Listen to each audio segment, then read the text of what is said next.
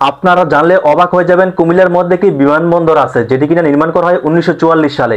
আর এটি নির্মাণ করা হয় দ্বিতীয় বিশ্বযুদ্ধের সময় ব্রিটিশ রয়্যাল এয়ারফোর্স। তখন কিন্তু বার্মা ফ্রন্টে, বর্তমানে মিয়ানমারে যুদ্ধের সরঞ্জাম সরবরাহ করা হতো।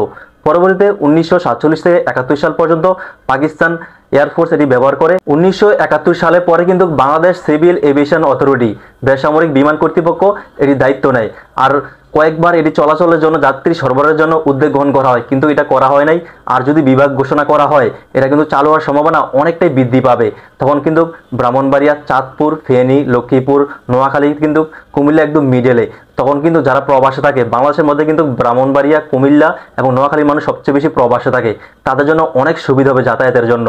আর এটার দৈর্ঘ্য হচ্ছে 3500 ফুট। কুমিল্লা বিমানবন্দরের অবস্থান কিন্তু শহর থেকে মাত্র 7 কিলোমিটার দক্ষিণে, ক্যান্টনমেন্টের পাশে কোটবাড়ির রুটে। আর কারা কারা কুমিল্লাকে বিভাগ চান, কুমিল্লা বিভাগ হলে কিন্তু এই বিমানবন্দর চালু হওয়ার সম্ভাবনা অনেকটাই বৃদ্ধি পাবে। সবাইকে অনেক ধন্যবাদ। আসসালামু আলাইকুম।